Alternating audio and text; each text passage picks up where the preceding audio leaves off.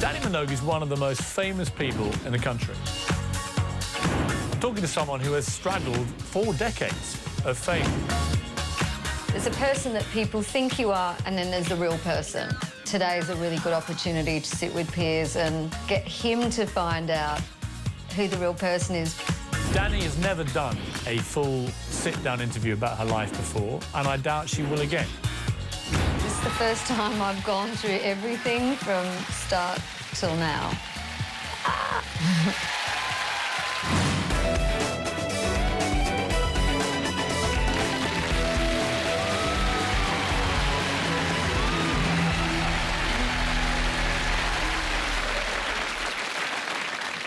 Well. Well, how did I end up here? I don't know, but I'm very glad you have. Kind of strange. Right, let's cut to the quick. Right now, you are I starring... love it when he does this. You are starring in X Factor, which this series has exploded. It is like a real-life soap opera. It's incredible. It's like the best thing that's happened to me. But at times it's been really tough and character building. How vile is Simon Cowell to work for? Well, you know. Well, I know how vile he is. I want to hear you say it. I tell you, you have to start with a compliment. No, you don't. He's tough to work for. He should be. You know, he's got a lot of people that he's responsible for. Well, never mind all that. What about the negative side? The negative side. He loves himself. His ego's almost as large as yours. I mean, he also has, I'm told, transformed his dressing room, and he's now got cowhide wall, which he's spent $20,000 on, and has a bubble bath. Is that right? Yeah. I don't know how much I'm allowed to say, but... Oh, all of it.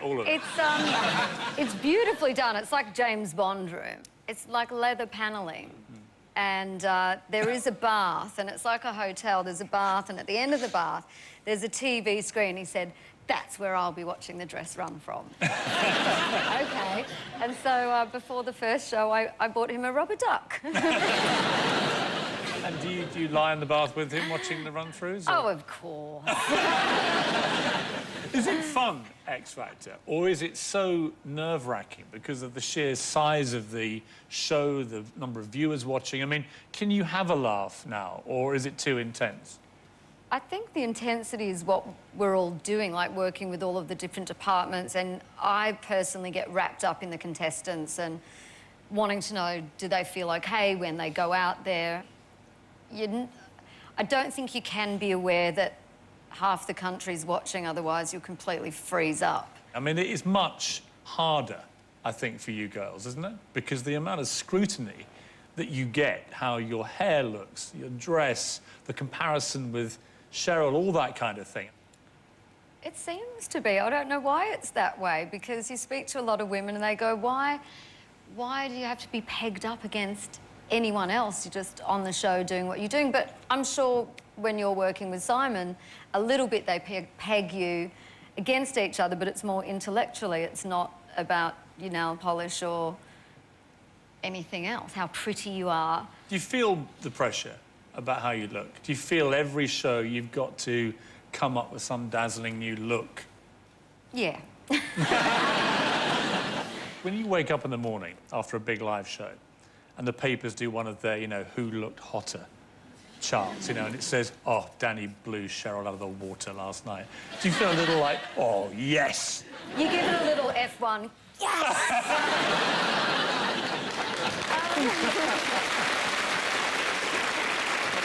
I think the thing is, you know, I spent so many years reading headlines that I was the kind of the fat, ugly sister. You kind of do get a little bit of joy out of going, oh, I look good. Every girl likes that.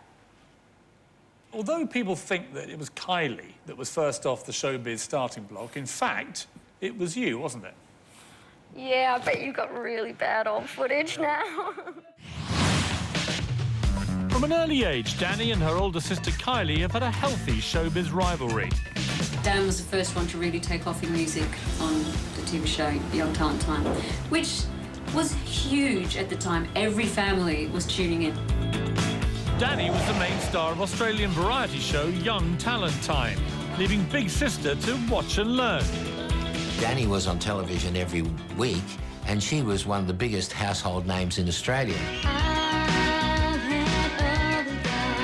Dannii was TV royalty. Everyone wanted to be her.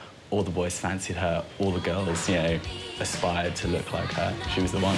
We actually did a segment on Young Talent Time where Dannii introduces her sister Kylie.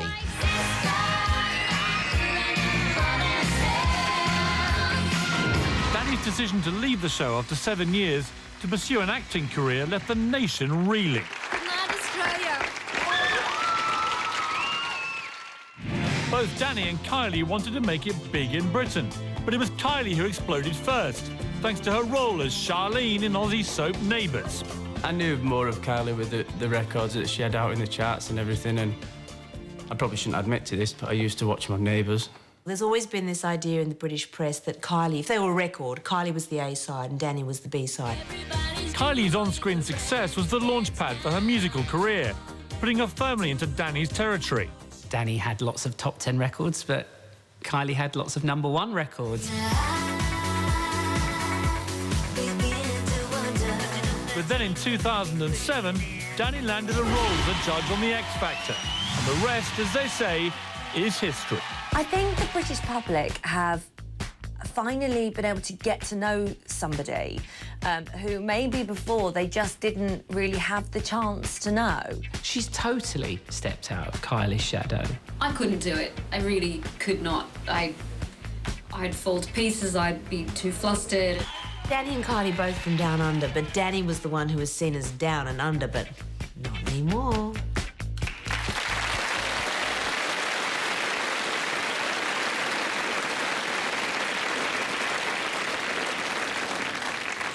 I mean, you're bigger than Kylie now, aren't you? I don't think so. A little part of you thinks so. Come on. There's got to be that sisterly rivalry. There's not. There is absolutely no rivalry between us unless we're on a Scrabble board. Then I kick her ass. Does it feel nice to come out of Kylie's shadow a little bit? I don't wake up and compare myself to her every day, but there's a lot of times when I just thought, maybe I'm not any good at any of this, but I'm being given opportunities and I'm having a great time doing what I'm doing. And when I just focus on that, it's fun. Have you ever been jealous of her, if you're honest? No. Never? No. She was better at bowling at one stage. No, seriously. She was a 10-pin bowling champ and she came back with all of these awards and stuff. And you look up to your big sister and you think, you know, maybe one day I'll be good at doing things, but I really don't compare us. Who's the better singer?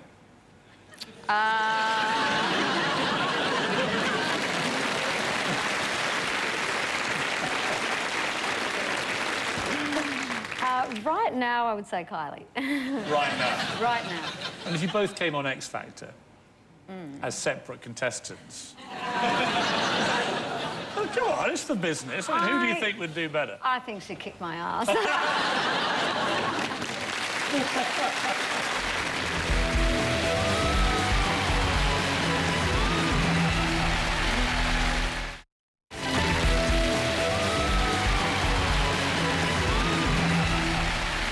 You have had an extraordinary life. I mean, you were famous before you were 10. For those who obviously aren't Australian, how big were you?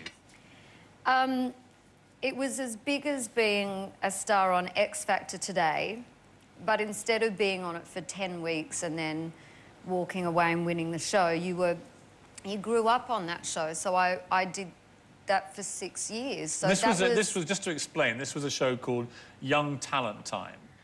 Which one are you? Bottom left. Were you precocious? Bossy little madam, or...? I would stand up for myself. I was no pushover. One of the guys in the... he's not in that picture, but we're very, very good friends now, but he used to really annoy me all the time. He was completely hyperactive, and one day he was just doing my head in when I said, just stop it now, just really stop it, because it's enough. So, of course, he had one more go, and I don't know what happened. My arm came up, and I just went, boom, and I punched him, and he fell over. And I thought, I didn't even know that I could do that. Never messed with me again, I tell you. By 1989, Kylie is a smash hit in Neighbours, and you pop up in the rival soap, Home and Away. What was the thinking behind that? Because you are putting yourself right up against your big sister. I left Young Talent Time. That had been my whole childhood. Didn't really know what I was going to do, but I thought I'll stay at school and study, and I quite fancied being a director. And then they said, oh, there's a chance at, you know, being on this soap opera. And I thought, great experience, you know, considering what I want to do, and get out and try something new, learn some new skills. I mean, what was fascinating about Home and Away and Neighbours was that the stars of these shows in Australia probably thought, oh, we're pretty well known in our own country. Meanwhile, in Britain, they're becoming absolutely huge hits. Did you have any real idea that was going on? We had no concept when we were in the studio making the show of how big it was in the UK, how it took over, how people cut school to run home and watch them. I just thought it was all pretty weird, wacky, that you're all so into this show. For us in Australia, it was popular, but it was, you know, one of many shows. Did you like being a pop star? Because you were actually incredibly successful, despite all the people that sneer at you now about your pop career. If you actually look at the number of hits you had, you were successful. Loved it. I've always loved music. I've always loved being a part of it. And whether I'm mentoring the kids on X Factor or doing it myself, I love it. I just love to be around it all the time. You've tasted fame. You're having a great, successful pop career as well. But the one thing missing from your life is a man. With her early showbiz career leaving no time for romance, when Dannii did fall in love, she fell hard for fellow actor Julian McMahon, the son of an ex-Prime Minister. At the time, it was like the most glamorous thing in the world. It was gorgeous, you know, she looked stunning, he was so handsome, Kylie was a bridesmaid. It was beautiful. When she decided to marry the son of a former Prime Minister, I was a bit concerned about that. God, was I there. I was invited. It was one of the weirdest weddings I'd ever been to. It was the first real bit of Australian aristocracy I'd seen, and it was really ugly. And it wasn't long before the newspapers were putting the boot in. The backlash in the Australian press, certain side of the press, was really horrible, and they just thought, oh, pop star marrying Prime Minister's son, that it could never work. It had failure all over it. Having lived under an ever-present media spotlight, it came as no surprise when the couple's marriage fell apart after just 17 months. The fairy tale was over. She just broke down, and it was really, really hard to see that, because I thought she was doing okay. And you suddenly think, oh, wow, you know, she's just like everyone else. But rather than let it crush her, Dannii made the decision to shed more than just her tears.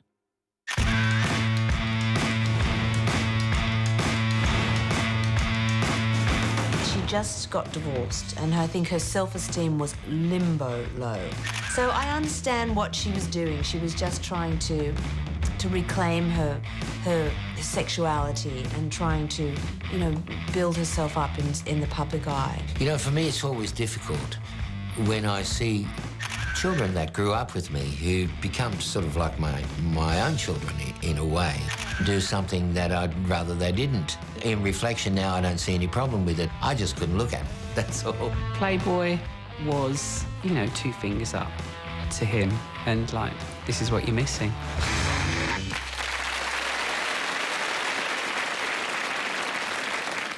Is that what it was? Was it 2 fingers up? In the end, it was, I guess it did lift me up, but the reason I wasn't to stick 2 fingers up at Julian at all. When we got married, he wanted to get started in America. I was working in London, and I'm flying between the two to try and see him.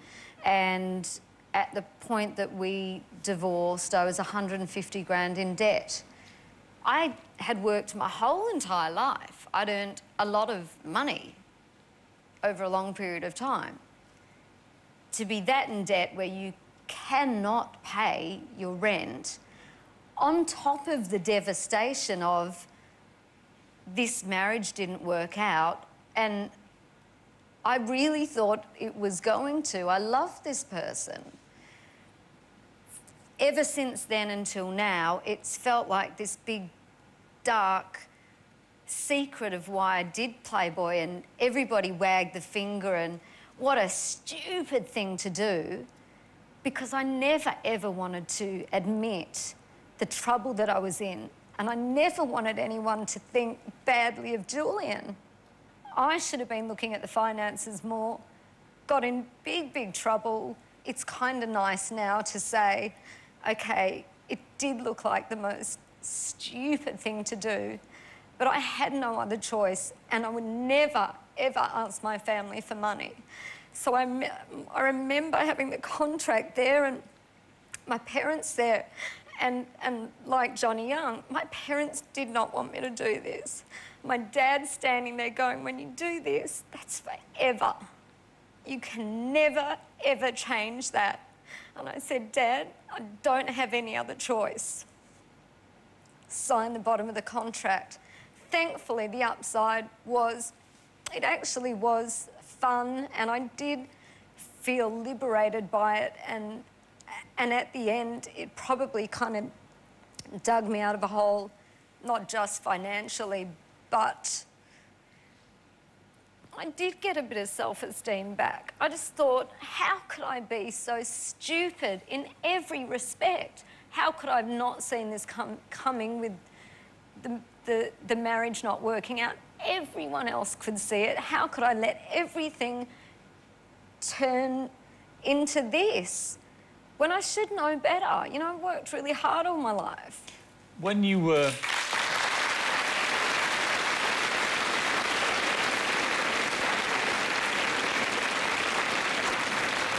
Do you regret doing Playboy now? Do you wish that it wasn't on the CV that you did it?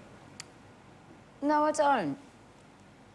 I don't, but I feel more relieved now that people know why I did it.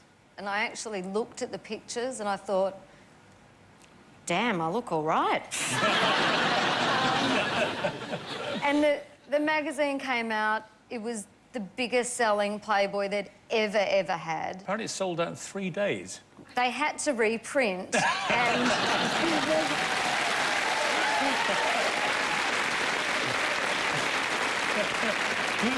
And the biggest compliment was girlfriends of mine had gone out to buy it because they know me. They'd gone out to purchase to see what it was all about.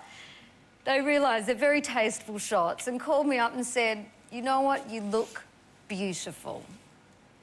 And then it felt like a celebration of me, only at that point. When you met Julian, you were obviously in love with the guy. What was it that attracted you to him? He was a wild guy, you know. He liked having fun and being a bit crazy and goofy and having a laugh, and, you know, we enjoyed each other's friends, and for me, I thought that's all you want out of a relationship at that stage. How long did it take you to get over it, do you think? A long time. I felt kind of uncomfortable and scared that I did not want to get myself into that same situation. It wasn't about not trusting other people and, oh, I don't want a boyfriend because I won't trust him. I didn't trust me. I didn't trust my instincts anymore. You know, I didn't want to be alone, but I certainly thought that being alone was better than messing it up again.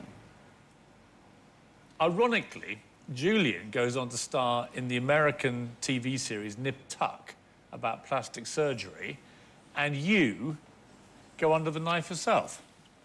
They're good, aren't they?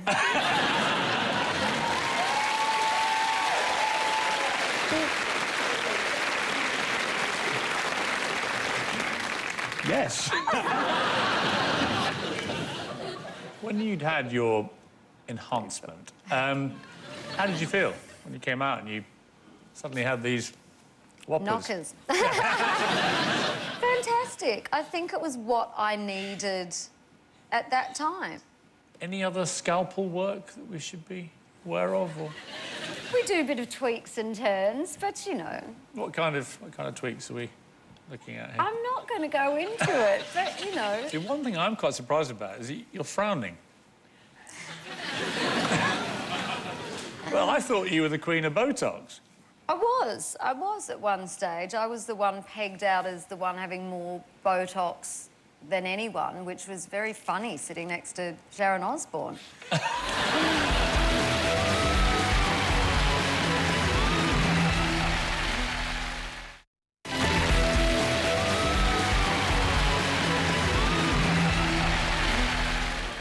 It's now 2005. You're having a lot of success. You're doing all the clubs.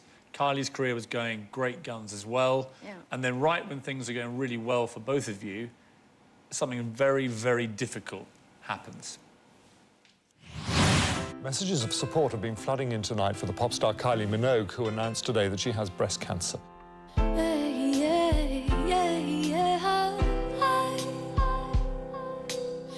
When the illness broke, it really was that sense that the whole nation felt like they owned this story. Dannii was besieged with questions about her sister. All your feelings about your sister's illness is sort of on the front page of the newspapers. It was an endless questions. How is Kylie? You know, is she okay? How are you feeling? And it wasn't the first time the disease had had an impact on Dannii's life. She lost a really good friend to cancer. I, myself, being Dannii's friend, was also ill with cancer around the same time. It was like everyone around her. Dad was ill at one stage with the same. It just seemed like everywhere she turned, there was cancer. She found it hard to even speak about for a long time. And she couldn't let any of her emotions show through because they needed her strength. And that was the most difficult time of her life. For years, the demands of their careers meant the pair had drifted apart.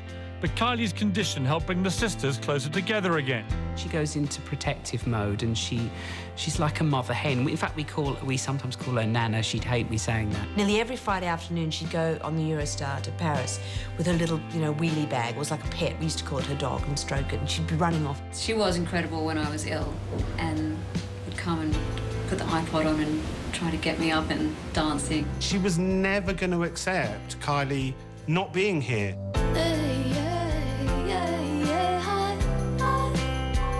We've become so much closer over the last few years. We're making up for lost time now, and we couldn't be closer, and I'm absolutely so thankful to have someone like her in my life and proud to call her my sister.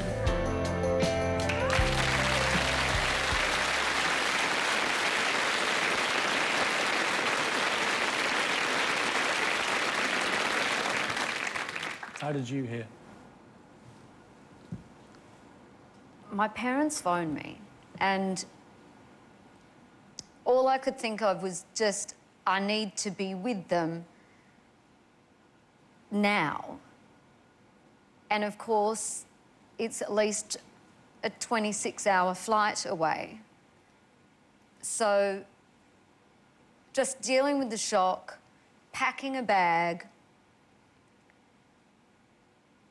It was the longest flight, as you could imagine. You have to refuel at Hong Kong, getting off at Hong Kong, going to the lounge, and then somebody at the lounge says, there's a film crew here. They're trying to get an interview with you. And they could see I was in such shock.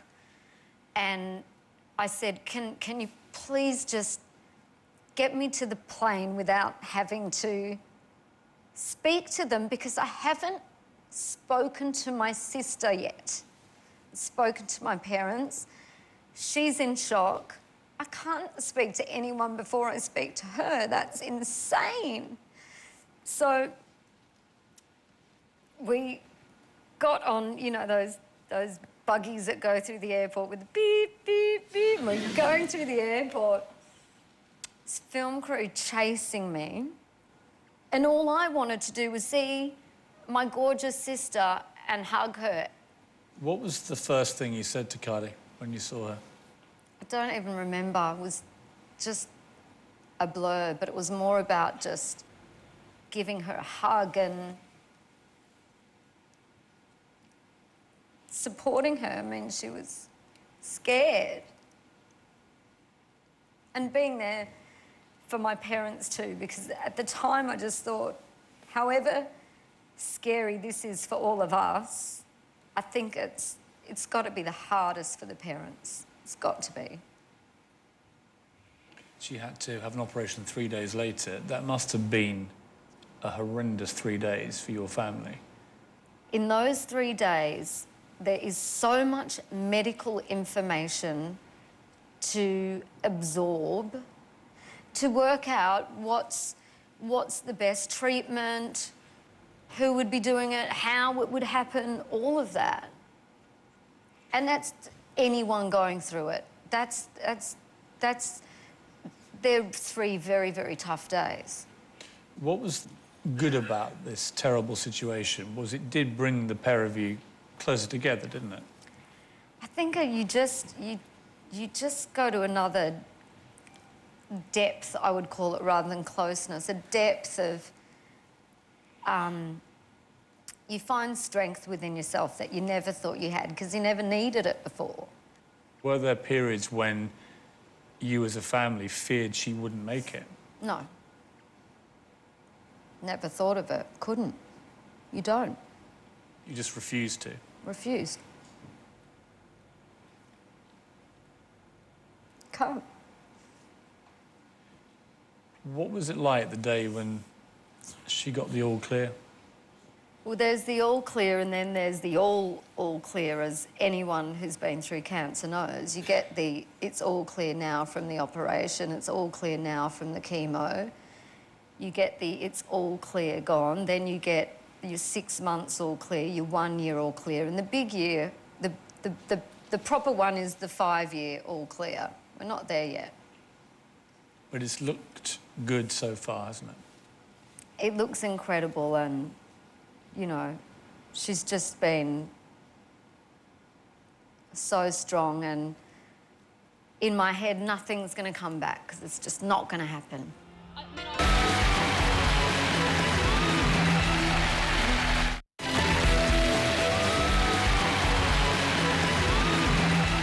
After Kylie's given the initial all clear, you get more good news when you are made a judge on a show called Australia's Got Talent. I mean, I have to say, I mean, don't take this the wrong way, but I've seen the Australian show, and they are, apart from you, a very odd-looking bunch. When you watch Britain's Got Talent, say, how do you think it compares the Australian show?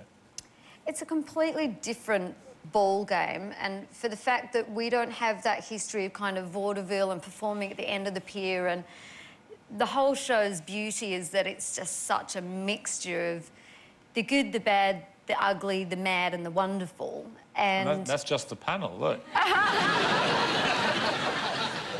It wasn't just Australia that was impressed by your performances as a judge, it was also Simon Cowell. Dannii might have made it as a judge on Australia's Got Talent, but becoming a success in Britain was going to be an altogether tougher ask. You know, Dannii really had to come into it and prove who she was and kind of prove her worth. Right from her X Factor debut, her critics were out to get her. Some people thought, why has she got the job? People always assume that she hasn't done as much as her sister, so there's that assumption that maybe her sister should be the judge. And to make matters worse, not everyone on the show welcomed her with open arms either. You can look at it as it was a desperate measure from an older woman who was not as attractive as the younger woman that's come in. It's like being the new girl at school, isn't it? And then one of the big girls comes along and, you know, puts you in your place. After that eventful series, Sharon decided to leave. When Cheryl joined the show, suddenly the press all jumped on and said, oh, you know, Danni's going to hate it because, you know, Cheryl's younger and pretty. And Dannii was like to me, I don't care who it is. as long as it's not Sharon. But the arrival of Cheryl only seemed to add to the pressure on Dannii, and everything came to a head during an on-screen bust-up with fellow judge Louis Walsh over a choice of song. And Dannii, you did nick their song, but it doesn't matter. They were fantastic. No way! We work on a rota system. We get first pick of songs every week. They have wanted to rule the world from day one. I don't get All right, guys, let's go into this book into recriminations proceedings. There was a fight, and it kind of spilled out on camera. Next into the spotlight, the overs again, and Dannii. Who's up, Dan?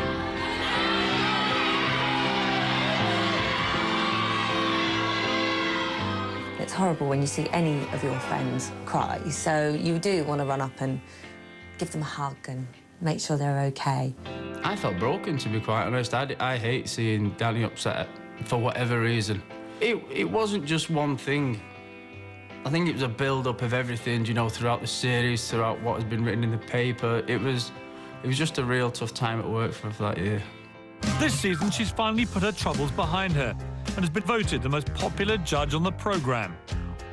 This year with Dannii, I'm not quite sure why everybody has just cottoned on to something that I knew all along. And I find it really annoying when everybody's like, wow, Dannii this year, isn't she brilliant? I'm like, she always was, you know. I think it's nice that she's finally getting the recognition and the credit that she deserves.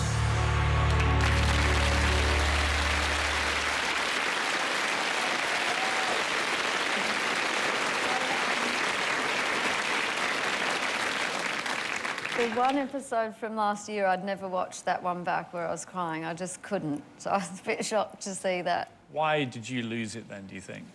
It sounds so stupid now when you look at it and it was all over, who stole the song?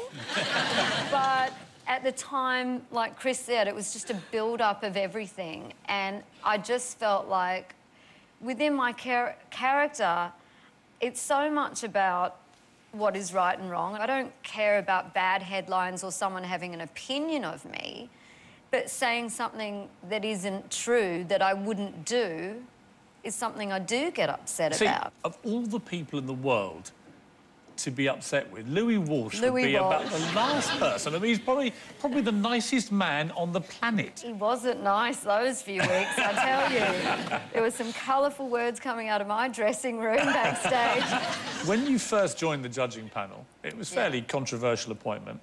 Now, Noel Gallagher even said, if there's one person in the room who wouldn't know talent if it kicked them in the arse, it's Dannii Minogue. What did you feel when you heard him say that? I was surprised he knew who I was. But there are a lot of articles written to say, why does she have the right to be there? And I kind of just said to everyone, I agree with you. I don't know if I can do this, but it's an ace job, and I'll just have a go and see what happens. And if I'm no good, get rid of me.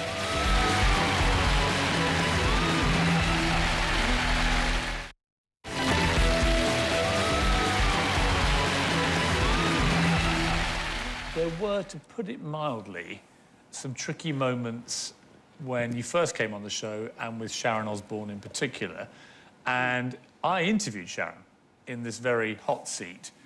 And Which I've never seen, I know you've never way. seen this. I've heard clips of that, but you're about to show me? So because you missed it, we thought we'd show you a few of the highlights. I mean, do you want to see this? Yeah, go on. OK. Let's clear it up once and for all, because I'm sure everyone here, like me, wants to know. What's the truth about why you left X Factor? I left X Factor because of Dannii Minogue. Why?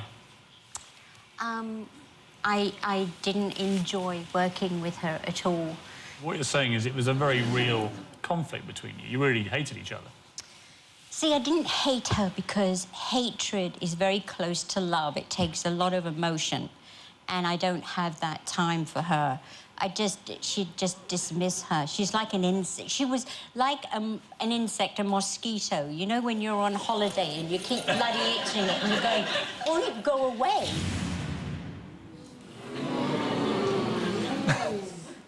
What is your reaction to that? You know what? I was so wanting to meet Sharon. When I got to be on the show, I'd watched the Osbournes, I'd watched all the X Factor, I was a massive fan.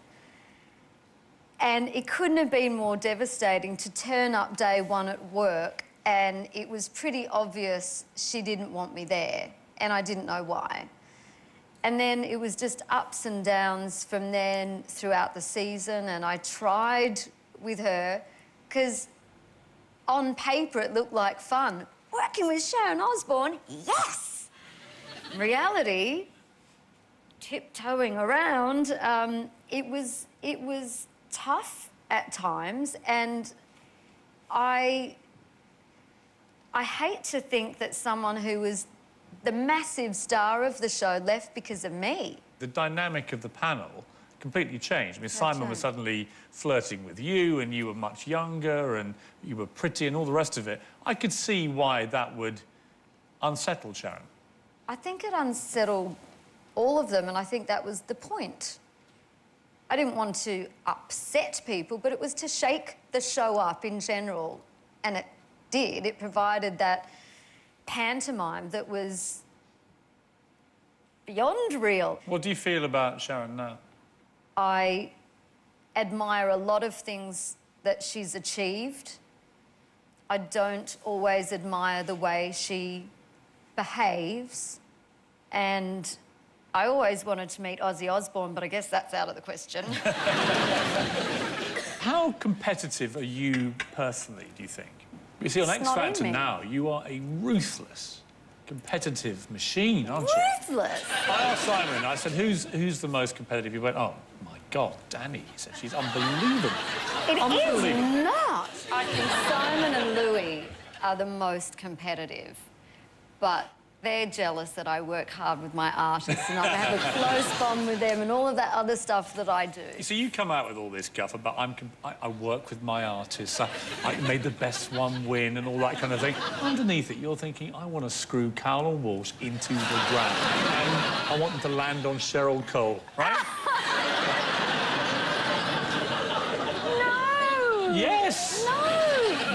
Be honest here, when Cheryl Cole was announced as the new judge, what the press latched onto very quickly must have been what was also a fear of yours, which is Simon up to his old tricks. He brings in this much younger, very pretty pop star, plonks her next to him, that you're getting the Sharon treatment. He's being mischievous again. I think there was some hope or wish that I would turn into Sharon and rip off the eyelashes and the shoes and start swearing and walk out of the studio, but it's just not me. Would you say you're good friends or not really? I say we're work colleagues. She's gorgeous, she's adorable at work. She is what you see on the TV. That's genuinely her. But I don't have a phone number, we don't call each other, we don't hang out, but I don't hang out with the other judges either. You normally are the consummate professional, and then a couple of weeks ago, you got caught up in a right old firestorm when you made your joke about Daniel Johnson. I had read his interview that had explained that he was happily, openly bisexual, and that was him, and he wanted people to just accept him as he is, which I do. We were joking about it offset before the show went up, and it just carried on to onset. And I guess because of the world that I live in and the kind of friends I have, I'm comfortable talking about those things. It kind of opened a can of worms when Simon reacted the way that he did. I then realised, oh, not everybody read the article, so then they didn't get the joke. The whole room stopped, and everyone just went, and then I knew, I could see this hand, the corner of my eye, this hand come over. And then I heard the voice, what? And then you could feel the next reaction from the audience is like, ah! It was terrible. And at that point, you just want to go, rewind. When you told the joke again, or explained it again... He made me say it again, but by then it wasn't a joke, was it? It was like... and I felt like I was in the principal's office. Yes. Like, but what I was trying to say was just... And... Did you think you might lose your job? I knew that there were complaints, and they were kind of mounting by the minute. But if you can lose your job over that when it wasn't outing someone, I would have been surprised. What do you look for in a man? If I look back over my life, my boyfriends have been all completely different. You're quite bossy as a girlfriend, do you think? I don't know that I'm bossy. High maintenance? You know what they say, high maintenance thinks she's low maintenance, probably really high maintenance. I like to be protected, but I like to, you know, have my own mind and be strong. Russell Brand tried it on with you, didn't he? Yeah, it's creepy. What did you feel? Nothing. Really? And he's supposed to be the world's sexiest Lothario, you know, irresistible. I think some girls find him sexy, but it wasn't me. And he actually genuinely slipped you the number? I was a guest on his show, leaving the show, in the corridor. He's there kind of going, ah, and doing his very, you know, funny routine. And then he gives me his number, to which I just go, thanks, and leave the building, and, you know. You threw it away? Yeah. How quickly? Very quickly.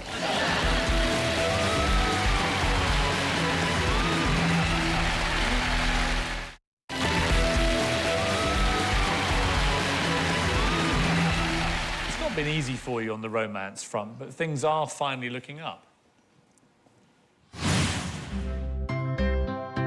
Dannii's fame has spanned 4 decades, and she's never looked better. You can choose a time in your life to blossom, and I think she's just on the right part of her life now, and that's great. Dannii's in a very, very good place at the minute. She's very happy. After a string of failed romances, Dannii found herself aged 36 and single. But waiting for her in a nightclub in Ibiza was a model called Chris. When I first met Dannii, I actually didn't know who she was. Chris is so unintimidated by Dannii's celebrity status. The first thing I said was, hi, nice to meet you, but I had to say that about 3 times.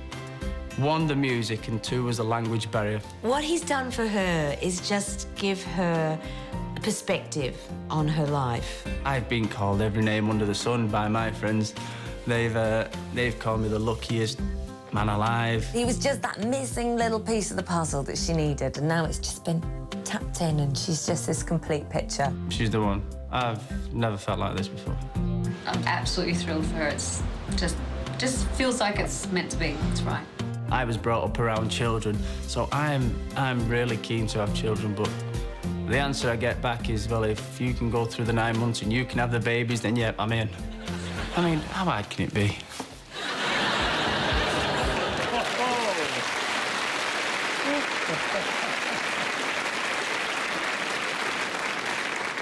Sounds like somebody's getting a bit broody there, Dannii. I need a little convincing.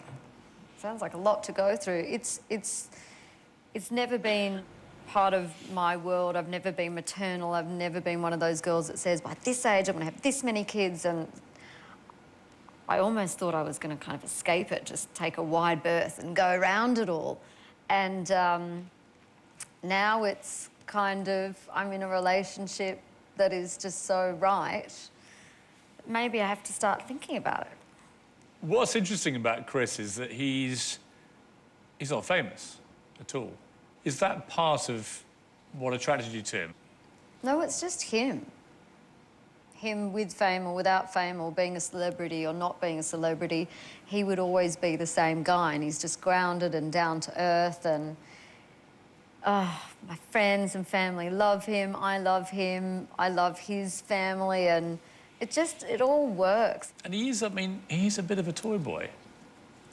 I don't like the word toy boy, because it sounds like somebody you're just playing with. You're 38, he's 30. But for me, he's my man. He's so man. He so looks after me. He's not my little plaything. He says you're the one. He knows it. Is he the one for you? Yeah, absolutely.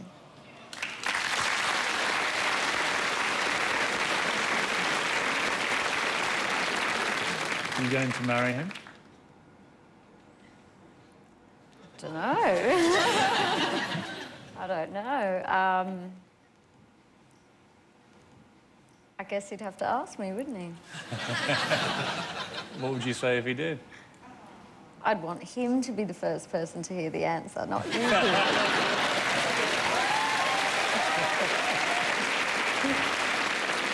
Does it feel nice that you've reached a place in your life where you found true love in your private life and actually you've become truly loved by the British public?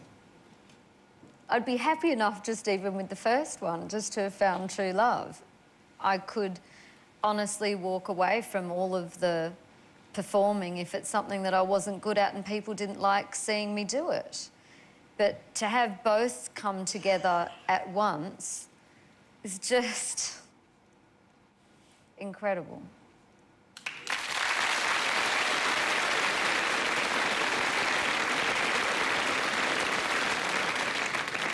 And if I was a betting man, would you think worth a few quid on within a year, married with baby?